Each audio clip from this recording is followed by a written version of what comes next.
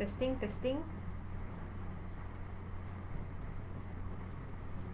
Testing. 1, 2, 3. Sekarang sudah live. Belum nak. Okey. Sekejap ya.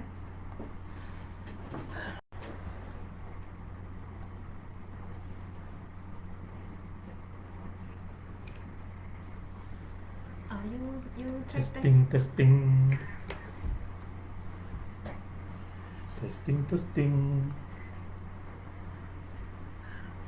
Setting kau. Sudah live. Sudah tak? Sudah. Tak ada keluar. You masuk balik. You pergi balik ini.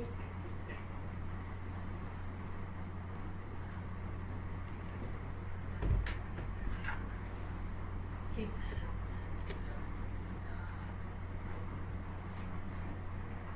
You bagi signal kalau okey, saya jalan.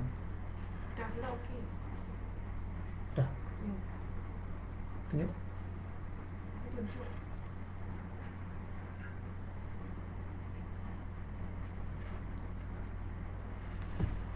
Sudah live.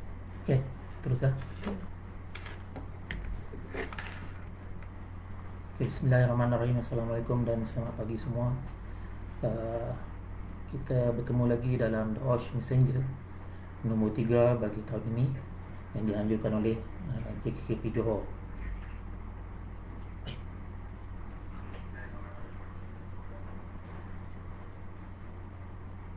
Messenger pada kali ini kita akan membincangkan tentang pelaporan kemalangan di tempat kerja, bagaimana, mengapa dan bagaimana. Satu topik yang lain daripada yang lain yang kita selalu ingat ianya sangat penting tetapi jarang diambil perhatian. Sebelum mula dengan mengapa, saya akan bawa perhatian tuan-tuan dan puan berkaitan dengan fakta yang berkaitan dengan pelaporan kemalangan, dan kita akan pergi kepada isu-isu tentang obligasi antarabangsa, dan yang ketiga tentang pengurusan KKP negara. Fakta umumnya ada 4 yang saya ketengahkan di sini. Yang pertama tentang pekerjaan dan risiko KKP. Berdasarkan data tahun 2018, kita ada 30 juta penduduk dan 14.8 juta adalah pekerja, manakala 1.3 juta adalah majikan. So 14 daripada 30, hampir separuh adalah orang yang bekerja. Yang kedua, menurut hasil kajian ILO, kemalangan akan menyebabkan hilangnya keluaran dalam negara kasar sebanyak 4%. Menurut contoh, pada tahun 2018 kita dianggarkan kerugian sebanyak 63.3 bilion ringgit disebabkan oleh kemalangan di tempat kerja. Fakta yang ketiga adalah dari segi impak langsung kegagalan sistem KKP. Masih merujuk kepada data 2018, Perkeso telah mengeluarkan pampasan sebanyak 3.71 bilion ke atas masa-masa ataupun orang yang terbencana disebabkan pekerjaan, dan KTK juga telah mengeluarkan 5.6 juta ke atas pekerja-pekerja asing dalam skop yang sama untuk pekerja yang terbencana dalam pekerjaan. Daripada figure tersebut boleh diringkaskan 97 kes kemalangan tempat kerja setiap hari berlaku pada tahun 2018, manakala 2 kes kematian di tempat kerja setiap hari dan 20 penyakit dan keracunan pekerjaan di tempat kerja per hari. Dari segi umum, fakta umum, kita boleh lihat impak keseluruhan kegagalan sistem KKP adalah seperti teori iceberg yang tertera di skrin ini. Bagi setiap RM1 kos kemalangan pekerjaan, sebenarnya kita akan kerugian daripada RM5 hingga RM20 bagi kos ledger dan kos akan harta benda, RM1 hingga RM3 bagi dan kos pelbagai, manakala kesan dan sosial tiada nilai yang boleh diukur untuk kerugian. Jadi jelas fakta umum ni impaknya sangat besar bagi isu keselamatan ataupun kemalangan di tempat kerja. Lebih spesifik, kita lihat negara kita pada bilangan pekerja untuk tahun 2018 hingga 2020 dalam purata 14 juta orang. Fokus kepada negeri Johor, bilangan pekerja adalah sekitar 1.5 juta orang. So ini juga menunjukkan signifikasi bahawa JKP Johor memandang penting isu kemalangan tempat kerja kerana ia menyumbang daripada 11% daripada bilangan pekerja di seluruh negara. Negeri lain yang memiliki bilangan pekerja yang banyak ada seperti Selangor dan di Sabah seperti yang tertera. Ini adalah saya kongsikan fakta spesifik berkaitan dengan data kemalangan di tempat kerja untuk 5 negeri yang tertinggi siasatan kes kemalangan maut. So kita dapat lihat dari tahun 2018 hingga 2020 41 siasatan kes maut telah dijalankan pada 2018, 38 kes maut pada 2019 dan tahun lepas sebanyak 40 kes siasatan maut. So kita akan dapat dilihat profil kadar kemalangan ni seolah tidak ada penurunan. Kalau ada pun dia menurun dan dia akan naik semula pada tahun berikutnya. Berbeza dengan profil negeri lain mungkin ada perubahan. So itulah salah satu kenapa messenger ni harap sampai kepada industri, terutamanya di negeri Johor. Dari segi siasatan kemalangan, Johor menunjukkan sedikit penurunan bermula tahun 2018 1369 ke 1336 pada tahun 2019 dan pada tahun lepas 1217 sistem kes kemalangan yang dijalankan oleh JKP Johor. Manakala bagi sistem kes penyakit dan keracunan pekerjaan ada penurunan yang ketara berbanding tahun 2018 iaitu sebanyak 1088 kes siasatan dan 2019 sebanyak 1228 kes kesihatan berbanding tahun lepas 524 kes kesihatan berkaitan dengan penyakit dan keracunan pekerjaan. Namun begitu, JKP Johor tidak ketinggalan untuk sama-sama mengambil tindakan punitif. Sebagai contoh di dalam yang ada di skrin, untuk 2018 kes kompon seluruh Malaysia berjumlah 945. 21 daripadanya adalah daripada kompon yang dikeluarkan oleh JKP Johor sebanyak 196. Dan begitu juga pada tahun 2019, 10% daripada 1481 kompon Malaysia datangnya daripada dikeluarkan di JKP Johor. Manakala tahun 2020, maafkan saya itu tertinggal, 49 ataupun 8% daripada 583. Sama kita boleh lihat daripada kes pendakwaan yang kita keluarkan untuk 3 tahun ini, 2018 53 daripada 318 kes mahkamah di Malaysia telah dijalankan di Johor. Pada 2019 53 ataupun 30% daripada 421 kes mahkamah atau dakwa telah dijalankan di Johor. Dan same to do dengan tahun 2020, sebanyak 11% daripada 232 iaitu 26 kes pendakwaan Johor telah dijalankan. Lalu kita lihat kepada obligasi antarabangsa. Bermula dari tempat kerja, sebenarnya ini adalah satu conceptual diagram bagaimana pengurusan KKP berlaku dalam pentas antarabangsa hingga turun kepada tempat kerja. Tempat kerja diuruskan oleh Jabatan Keselamatan dan Pekerjaan yang ini adalah satu agensi kerajaan yang menguatkuasakan peraturan, mengeluarkan garis panduan, promosi dan aktiviti utama adalah membuat penguasaan. Jabatan Keselamatan dan Pekerjaan ataupun JKP adalah di bawah Kementerian Sumber Manusia. Kementerian Sumber Manusia adalah organisasi pentadbiran negara yang mewakili negara ke ILO, International Labour Organization. Ia berperanan untuk melakukan laporan antaranya polisi dan statistik negara bagi negara. So di peringkat ILO, adalah satu organisasi antarabangsa yang mewujudkan beberapa ratifikasi konvensyen ILO. Salah satunya ratifikasi konvensyen ILO adalah C187 ataupun konvensyen 187. Ratifikasi ini bermaksud Malaysia dan negara-negara lain yang menurunkan tanda tangan pada ratifikasi ini bersetuju untuk mematuhi dan memenuhi apa-apa perancangan dan panduan yang dikeluarkan oleh ILO. Selain daripada itu, ILO juga mengeluarkan standard-standard perburuhan, standard-standard keselamatan dalam pekerjaan, garis panduan, pelbagai garis panduan, perkongsian maklumat dan statistik secara menyeluruh peringkat internasional. Dan lain-lain yang berkaitan dengan JKP ataupun negara Malaysia, kita seperti mana saya sebutkan tadi, kita telah bersetuju ataupun telah menandatangani ratifikasi ILO C187. Dan sebagaimana standard plan safety and plan healthy yang dikeluarkan oleh ILO, kita pun mengikuti apa program-program ataupun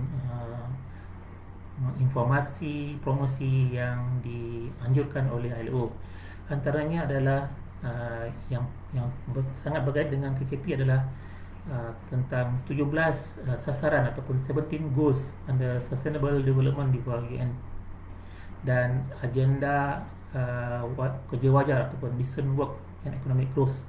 Yang ini diterjemahkan dalam perkara 8 daripada 17 goal itu, yang spesifik menyatakan tentang keperluan melindungi hak pekerja dan mempromosikan persediaan kerja yang selamat. ILO juga memperkenalkan preventive culture yang mana ia lebih menekankan kepada right to a safe and healthy working environment, which government, employers and workers are actively participate. So, tuan-tuan akan melihat ini adalah perkataan ataupun mantra yang biasa kita gunakan dalam kita menangani isu KKP negara, iaitu kepentingan kerajaan, majikan dan pekerja untuk sama-sama mewujudkan budaya pencegahan di tempat kerja.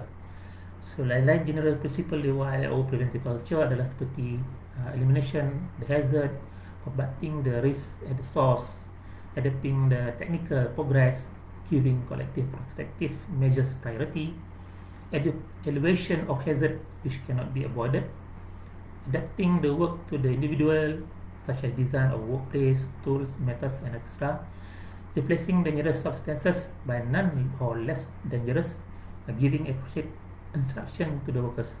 Inilah kerangka yang dikeluarkan oleh ILO pada berkaitan dengan isu preventive culture, safety and health culture.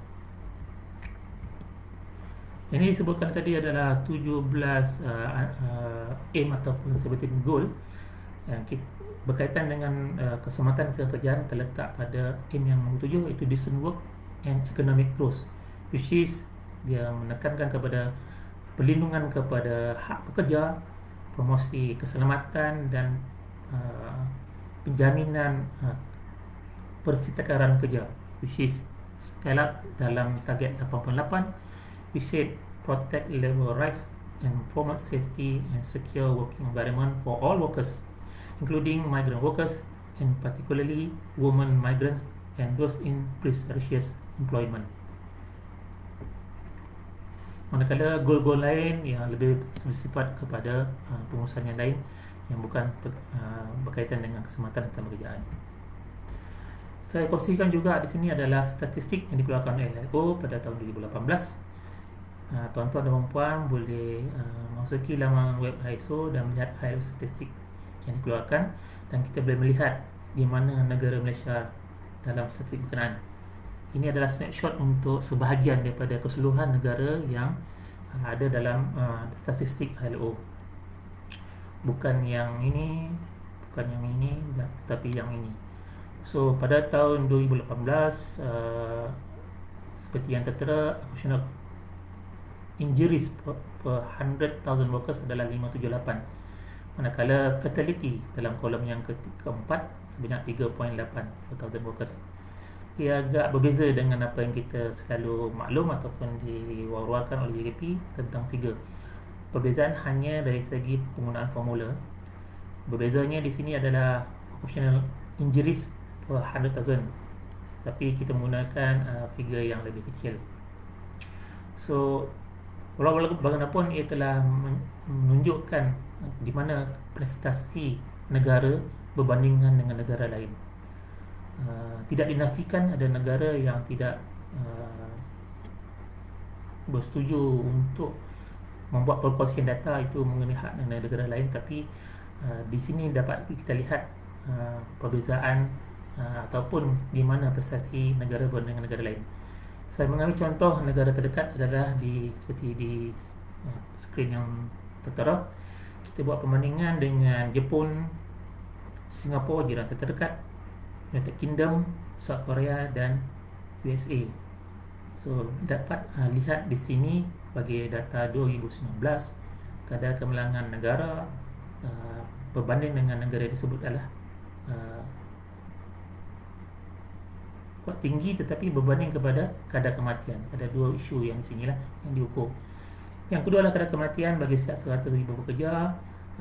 Negara menunjukkan kadar yang tinggi bersama dengan Korea Selatan dan Amerika. Ini wajar berlaku atas sistem yang ada pada negara-negara berkenaan. So pengurusan KKP negara seterusnya adalah kita akan tuan-tuan dan puan melihat macam mana pengurusan KKP negara dibentuk. Pengurusan KKP negara bermula dengan satu yang utama dipanggil national policy atau polisi negara. Dan yang kedua tentang sistem ataupun national system. Yang ketiga national program. Ini adalah garis panduan yang dikeluarkan oleh ILO untuk memenuhi pengurusan KP ataupun minimum requirement to have pengurusan KP negara. Alhamdulillah, polisi negara telah dikeluarkan setelah KKP negara ataupun pekerjaan isu keselamatan dan pekerjaan negara ini berlangsung hampir 40 tahun. So back tahun 2011, Perdana Menteri telah bersetuju untuk mengeluarkan satu polisi negara berkaitan dengan keselamatan dan pekerjaan. Ia menjadi satu tonggak utama untuk sistem pengurusan yang bagus. Yang kedua, national system. National system kita sedia ada. Kita ada 3 akta yang dikuasakan oleh JKP berkaitan dengan keselamatan dan keselamatan pekerjaan, iaitu Akta 139 atau Akta Kilang dan Jendera, Akta 514 Akta Keselamatan dan Keselamatan Pekerjaan, dan Akta 302 Akta Keselamatan Langkah Keselamatan. Dalam national system juga kita ada TT yang menguasakan akta-akta tersebut, iaitu JKKP, yang mana fungsi utama JKKP adalah penguasaan, penetapan standard dan promosi dan sumber. So dengan adanya polisi dengan sistem, jabatan atau kerajaan especially akan merangka satu national program. So apa yang tertera sini adalah program 5 tahun KKP negara yang akan dilancarkan tidak lama lagi, iaitu OCMP 2021-2025 untuk tempoh tahun 5 tahun. Sebagaimana tuan-tuan sudah maklum, kita ada banyak lagi program yang sebelum ini, dan yang terbaru adalah OCMP 2025. So statistik bagi pengurusan KP negara kita lihat bermula tahun 2010. Pada ketika itu kadar kemalangan ataupun kadar kemalangan negara pada ketika itu sangat tinggi, dengan figure 6 dan kadar kematian sebanyak 3 hampir 4. So menjelang tahun 2020 kita berjaya menurunkan graf kadar kemalangan ini, dan kita menjangkakan untuk tahun 2025 kadar kematian sekurang-kurangnya adalah 2.93 ataupun 2.3 per 1,000 pekerja. Kadar kematian adalah 2.13. Yang itu yang kita anjurkan untuk 5 tahun akan datang. So spesifik kepada negeri Johor ada tertera di skrin yang sama. Ia melebihi daripada paras nasional, tetapi paras nasional lebih rendah. Ini berlaku disebabkan oleh beberapa negeri yang kadar kemalangan tinggi, tetapi ia boleh diturunkan oleh negeri-negeri lain yang memiliki kadar kemalangan yang rendah. Sama juga dengan keadaan untuk kadar kemalangan dan kadar kematian. Bagaimana graf ni boleh kita teruskan menurun dan unjurkan menurun? Ianya sebenarnya berdasarkan statistik, dapatan, aktiviti yang kita lakukan sepanjang 10 tahun yang sudah. Ini jelas menunjukkan hasil daripada pelaporan kemalangan. Jabatan telah merangka strategi yang betul untuk memastikan kadar kemalangan dan kadar kemalangan maut berjaya diturunkan untuk pada masa ke depan.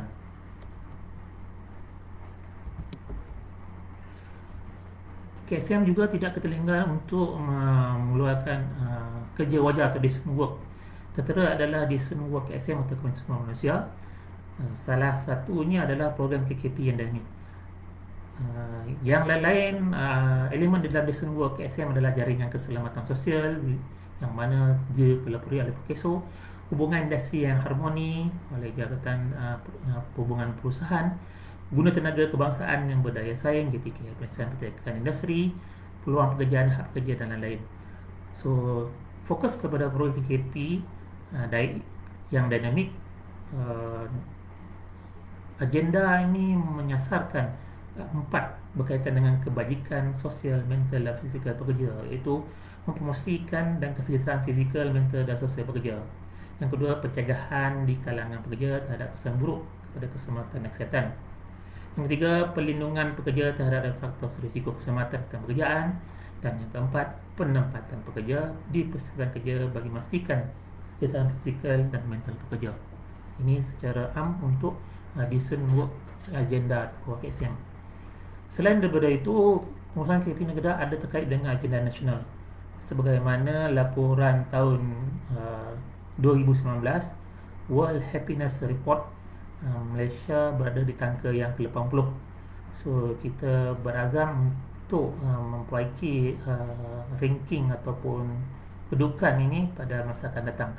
Walaupun isunya tidak menjurus secara spesifik kepada keselamatan dan pekerjaan, tetapi dari segi personal dan social factor ada terrangkum di bawah elemen positif yang diukur. Selain itu juga kita ada kerangka kerja bagi wawasan kemakmuran bersama 2030, iaitu wawasan jangka panjang yang antara lainnya untuk membentuk satu masyarakat yang makmur dari segi keselamatan dalam kerjaan dan persertaan kerja. Seterusnya, meningkatkan kualiti rakyat negara. Itu dari segi agenda nasional. So, balik kepada pengurusan KP negara, seperti kita maklum, pengurusan KP negara adalah berdasarkan panduan akta dan peraturan.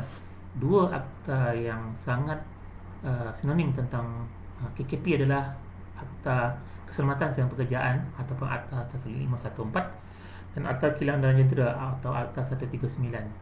Diletakkan di jika sebenar adalah garis panduan pelaporan kemalangan untuk bagi topik messenger kita pada pagi tengah hari ini.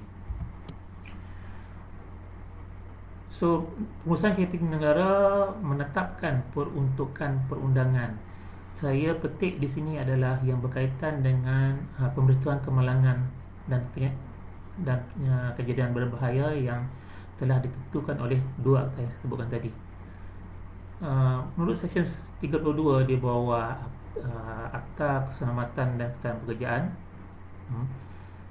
menjadi kewajipan untuk majikan memberitahui pejabat JKKP terdekat mengenai apa-apa kemalangan, kejadian berbahaya, keracunan pekerjaan atau penyakit pekerjaan yang telah terjadi atau mungkin akan terjadi di tempat kerja.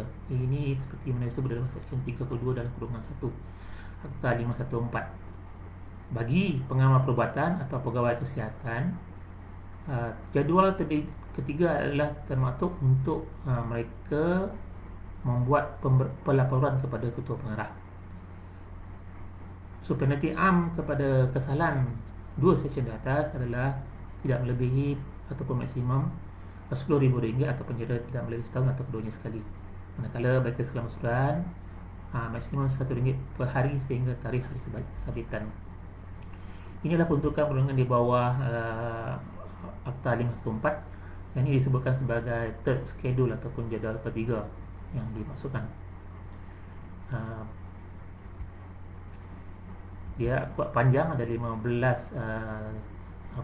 condition yang dimasukkan dengan uh, penyakit pekerjaan yang perlu dilaporkan.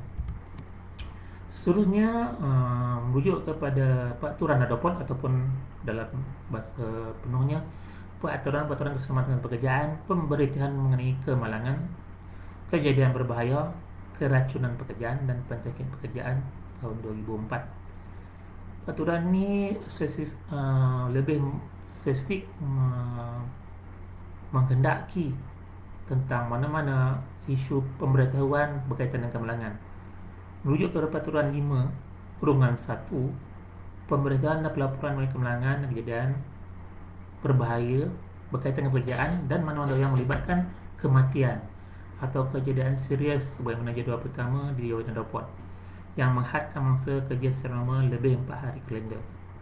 Atau terdapat kejadian berbahaya sebagaimana jadual kedua Dewan Report di tempat kerja, majikan wajib menghantar dengan kadar segera notis kepada JKP yang terdekat dan menghantar laporan dalam bentuk yang diluluskan dalam tempoh 7 hari. Inilah jadual pertama dalam report regulation dan jadual ketiga. Jadual ketiga ni saya ambil tajuk saja sebab listnya panjang. Tuan-tuan dan puan boleh merujuk kepada peraturan dan report berkenaan.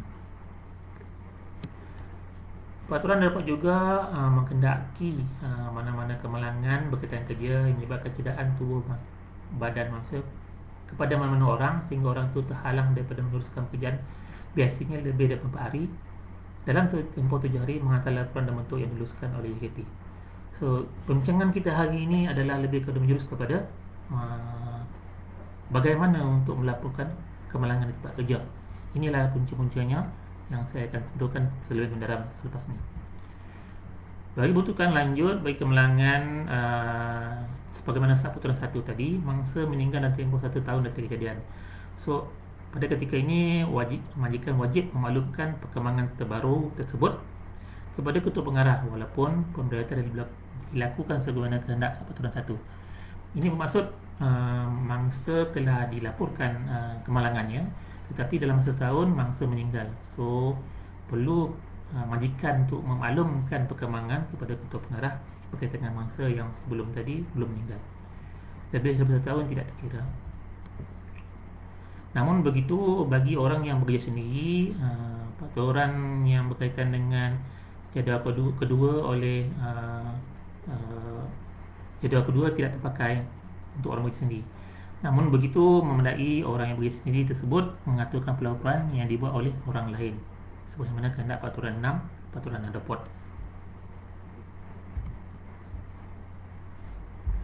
Peraturan 7 peraturan yang sama juga menegaskan pekerja yang mendapat keracunan pekerjaan atau penyakit pekerjaan seperti pada jadual ketiga, majikan wajib dalam tempoh 7 hari menghantar laporan dalam bentuk diluluskan kepada pejabat JKP yang terdekat. Manakala pengawal perubatan berdaftar atau pegawai kesihatan yang percaya pesakit telah mendapat keracunan pekerjaan atau penyakit pekerjaan seperti jadual ketiga dalam tempoh 7 hari juga wajib melaporkan dalam bentuk yang diluluskan dapatan berkenaan kepada ketua pengarah dan dalam masa yang sama memaklumkan dapatan berkenaan kepada majikan pesakit berkenaan.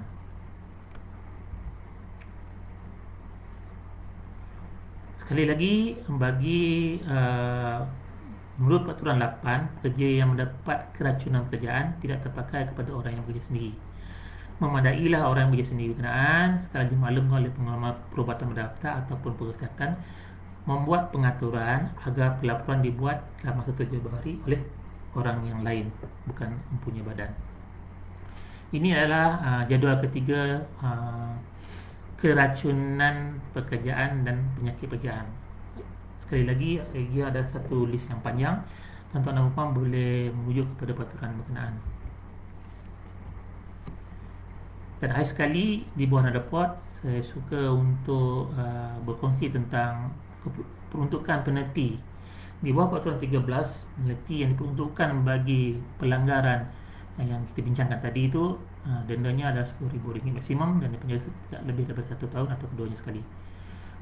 Selain daripada itu, berkaitan dengan peraturan ADOPOD, Jabatan juga telah menyediakan satu garis panduan bagi keselamatan pekerjaan pemberitahuan mengenai kemalangan, kejadian berbahaya, keracunan pekerjaan dan penyakit pekerjaan pada tahun 2005. Satu lagi, keperluan untuk membuat notifikasi kemalangan adalah terletak di bawah peraturan SIMAH, iaitu Peraturan Keselamatan Sistem Pekerjaan Kawalan Terhadap Bahaya Kemalangan Besar dalam Perindustrian. Rujuk kepada bahagian 5 ataupun peraturan 23, jika satu kemalangan besar berlaku di tapak, seorang pengilang hendaklah memberitahu pejabat JKKP yang terdekat mengenai kemalangan dengan cara yang paling cepat. So, peruntukan juga ada mengadakan peruntukan untuk penalti, iaitu RM50,000 maksimum atau penjara tidak lebih 2 tahun atau kedua-duanya. So, jelas di sini dari segi kewajipan untuk membuat pelaporan atau pemberitahuan terletak di bawah Seksyen 514 Akta Keselamatan Pekerjaan dan 2 peraturan yang kita bincangkan tadi. Selanjutnya di bawah Akta Keselamatan Pekerjaan yang dahulu dikeluarkan, ia juga mewajibkan kepada majikan ataupun majikan untuk pada bila-bila kemalangan sama ada menyebabkan kehilangan nyawa kepada orang atau menyebabkan kecederaan tubuh badan yang serius, maksud tubuh serius ini seperti jadual kedua Akta Kilang Jentera, menyebabkan kecederaan tubuh badan kepada mana orang sehingga orang itu terhalang daripada meneruskan pekerjaan biasanya lebih daripada 3 hari yang nyata tidak termasuk hari kemalangan, atau menyebabkan kerosakan yang teruk kepada jentera atau harta lain, atau apa-apa kejadian berbahaya. Berbahaya ni bermaksud seperti mana dalam jadual pertama AKJ, hendaklah melaporkan kemalangan atau kejadian berbahaya tersebut dalam bentuk diluluskan kepada pemeriksa yang terdekat dengan cara yang paling cepat. Jadual kedua adalah ada 8 jenis serious body injury, kesalahan badan yang serius. Manakala jadual pertama adalah kejadian berbahaya, 4 jenis kejadian berbahaya. Jadi kalau dilihat di bawah Nadopod dengan di bawah FMB ada jadual yang berbeza, tapi sebenarnya e-composite ataupun ianya adalah terangkum kepada dua-dua isu yang sama berdasarkan pada situasi ataupun keadaan yang perlu dibuat pengetahuan. Keduanya boleh dipakai. Lanjutkan daripada Akta Kilang Jentera, bagi tanggungjawab pengambil perubatan yang berdaftar juga konsep yang sama, percaya pesakit mendapat penyakit seperti jadual ketiga dan ada kaitan dengan kilang. Yang ini dia refer jadual ketiga yang sama yang kita bincangkan tadi, tetapi hanya berkaitan dengan kilang, memberitahu ketua pengarah butiran berkaitan seperti nama kilang, lokasi, nama pesakit dan nama penyakit, dan menyalahkan salinan pemberitahuan pada masa yang sama kepada majikan pesakit, sama seperti keperluan di bawah Akta Keselamatan dan Pekerjaan. Yang cuma menarik perhatian untuk tuan-tuan dan puan, setelah dibuat simakan dan buat pindaan, Akta pelanggaran kepada seksyen ini boleh menyebabkan majikan didenda maksimum RM100,000 atau penjara tidak melebihi 2 tahun atau kedua-duanya sekali. Inilah jadual ketiga yang terguna pakai ke atas OSHA dan FMB.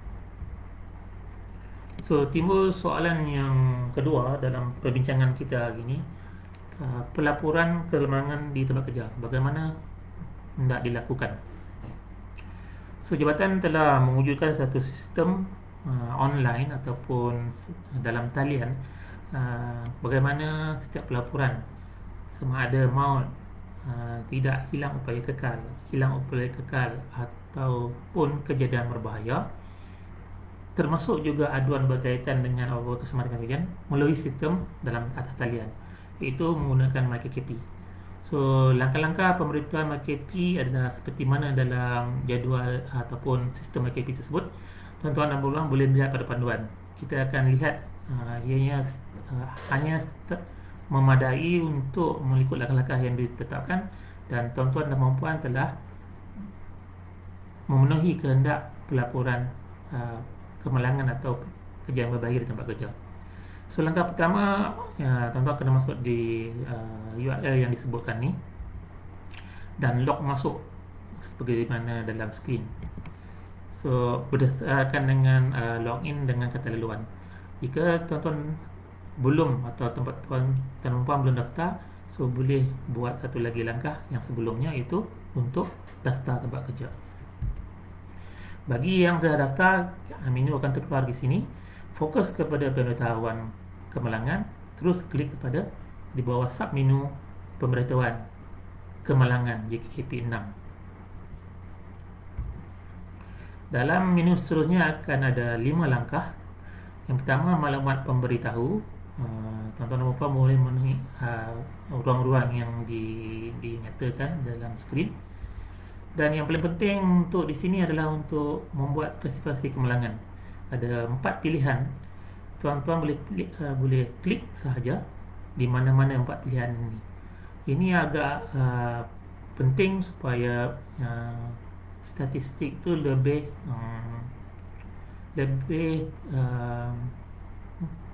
menjelaskan keadaan sebenar KKP di negara.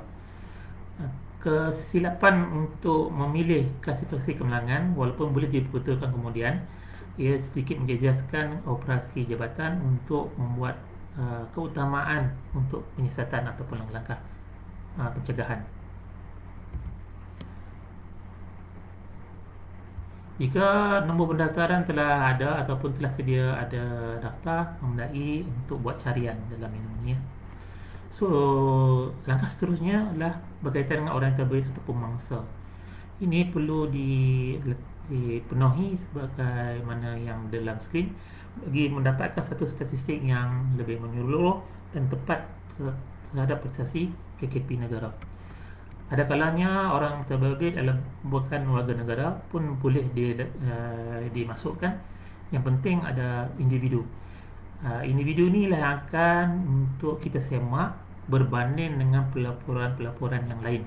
Sebab nama individu inilah akan menjadi satu rujukan tunggal ke atas kes-kes yang lain. Dalam mana kata lain, jika yang melibatkan orang lebih daripada seorang, so langkah yang sama perlu dibuat untuk bilangan mangsa yang terbabit.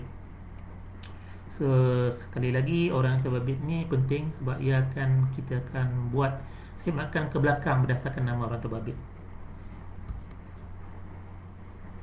So langkah ketujuh, bagi agresi yang terlibat, nombor pendaftaran dan pilihan boleh diikuti sebagaimana skrin. Pada butang seterusnya adalah maklumat kemalangan. Maklumat kemalangan adalah dari segi ringkasan demografi ataupun maklumat kemalangan berkenaan. Maklumat kemalangan boleh dimasukkan lagi untuk sebagai contoh masa, tempat dan tarikh kejadian, dan disediakan juga ruang untuk perihal ringkas untuk kemalangan. Sebelum saya pergi lanjut, perihal ringkas tu memedai tidak ada had ataupun spesifik yang tepat untuk memperihalkan kemalangan berkenaan. Setakat kemampuan memedai untuk jabatan untuk memahami dan melakukan siasatan jika perlu. Langkah seterusnya adalah laporan. Laporan bermaksud jika ada apa-apa siasatan dalaman, attachment atau lampiran yang hendak dikemukakan ke jabatan boleh dilakukan di perikad ini. Perlu diingat sebarang attachment ataupun lampiran adalah dalam format PDF atau JPG. Yang lain tu dia akan susah untuk kita sistem untuk membaca. Yang pilihan 10, tuan-tuan boleh hapus ataupun tambah kod kemalangan masing-masing. Kalau dokumen tersebut tidak disertakan, memedai hanya tekan butang hapus file. Langkah seterusnya yang saya sebut tadi akan terjemahlah beberapa file yang telah dikepilkan dalam pelaporan ini. Dan yang langkah terakhir adalah perakuan. Perakuan ni untuk mengesahkan penama telah menghantar pelaporan sebagaimana kehendak perundangan. So sebagai langkah akhir, tuan akan mendapat makluman dan diberi nombor rujukan untuk pemberitahuan kemalangan berkenaan. So hasilnya adalah rekod-rekod seperti mana dalam tertera, senarai permohonan atau pemberitahuan yang telah dilakukan oleh tuan-tuan dan puan. senarai yang sama juga akan diperolehi dalam sistem dan disemak oleh jabatan yang negeri berkenaan terlibat. So ataupun rujukan lanjut tuan-tuan dah boleh capai melalui seperti yang tertera, dan semuanya berada dalam portal MyKKP. Disertakan juga untuk mendapat manual macam mana penggunaan pelaporan kemalangan. So sebagai kesimpulan, untuk perkongsian maklumat kali ini, ada dua yang suka saya nak tekankan, iaitu kepentingan data KKP, di mana ia input penting bagi kerajaan untuk kerajaan merencana ke arah penambahbaikan standard KKP di tempat kerja negara. Dan yang kedua, pelaporan kemalangan di tempat kerja adalah satu langkah proaktif majikan untuk mencegah kemalangan daripada berulang. Dengan itu, sekian sahaja perkongsian dalam The Ops Messenger kali ini. Sekian, terima kasih. Assalamualaikum warahmatullahi wabarakatuh.